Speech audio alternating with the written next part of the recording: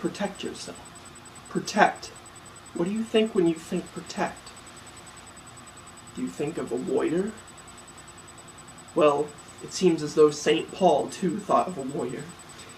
And in Ephesians 6, if you go to 6:10, chapter 6, verse 10, you will see that he speaks of being strong in the Lord as a warrior. And he describes armor to put on to protect you from evils. If you take this metaphor that St. Paul, not Paulson, St. Paul presents to us, then I think you'll be very good in your daily teenage happenings. He says, "Finally, my brethren, be strong in the Lord and in the power of his might. Put on the whole armor of God, that ye may be able to stand against the wiles of the devil. For we wrestle not against flesh and blood, but against principalities, against powers, against the rulers of the darkness of this world, against spiritual wickedness in high places. Wherefore take unto you the whole armor of God, that ye may be able to withstand in the evil day, and having done all, to stand. Stand therefore, having your loins girt with the truth, and having on the breastplate of righteousness." So far, we have this belt of truth, the loins girt, that's the belt. Having on the breastplate of righteousness, so these two items here, these are two things. When you're putting on your armor, let's put on this armor. Let's all put on this armor. Put on the armor. And your feet shod with the preparation of the gospel of peace. Sandals of peace. Above all, taking the shield of faith, wherewith ye shall be able to quench all the fiery darts of the wicked, and take the helmet of salvation, and the sword of the Spirit, which is the Word of God. So we have these items. Let's go through them. We have the armor of God. This is the armor of God. The belt of truth, the breastplate of righteousness, sandals of peace, the shield of faith, the helmet of salvation, the sword of God. So these 6 items.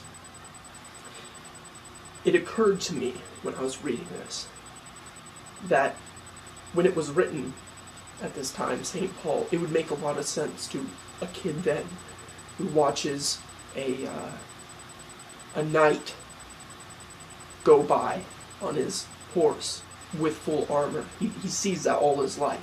So he's going to know these items, and he's going to associate things like truth, righteousness, peace, faith, salvation, and God with the items on the knight in the 1st century. Now, we live in the 21st century. That's quite a bit ahead.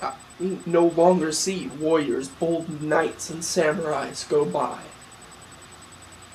What we see are just regular people to us, wearing clothes.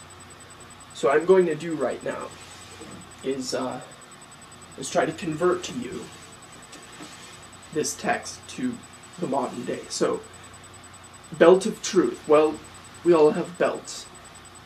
So that doesn't really need to be converted, does it? Breastplate of righteousness. Okay, we don't see breastplate. So I will say, instead of breastplate, think t-shirt. You know, you go to Lighthouse, the Christian clothing store, and you see these t-shirts, these good t-shirts you can buy for a good price. And you put them on, and they have funny things to say, witty things to people can read at school and start a conversation, can make friends. Well, that shirt, that shirt of righteousness. That is what I want you to think of. That you put something on yourself that you display to the whole world. And people will see that and say, that is a righteous man. You wear your righteousness. You let it flow from you. And evil will not be able to penetrate. Sandals of peace. I don't know about you, but sandals are out of style. What is in style, however, are some Chuck Taylor Converse. So instead of having the sandals of peace, you have the Converse of peace. So wherever you go, wherever you're walking to the skate park, walking to homecoming, you bring peace with you. You don't bring any violence. You don't bring any cuss words. You bring peace. And again, evildoers will avoid you. They want nothing to do with you. If you arm yourself with these things, you will be safe. The shield of faith. We don't have shields. We really never, have anything adorned from our arms right here.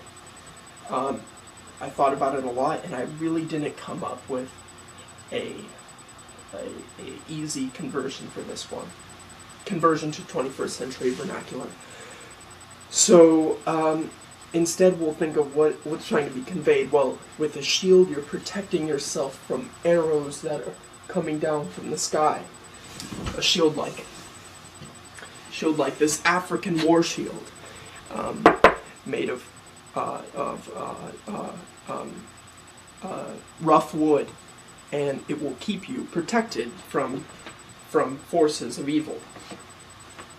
We have nothing like that to protect ourselves, really, because arrows aren't coming down at us. So we'll just leave it at that. You know what a shield is. You've seen many movies. And the Chronicles of Narnia, Prince Caspian and his shield. And the helmet of salvation. I'm sorry. I need a drink of water here. Getting a little dehydrated. It's summer, it's hot.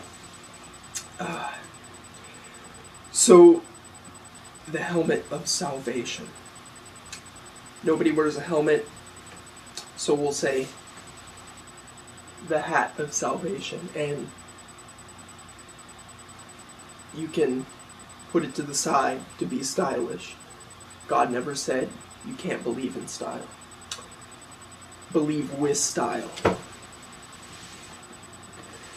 And the sword of God. And nobody uses swords anymore, so we'll just say the rifle of God. So, when your enemies are coming at you, you don't use a sword to cut them. We have better technology now. You have the rifle of God, and you can shoot them with the word of God. Well, that is the conversion of the obscure biblical descriptions of this armor to 21st century ideas and materials.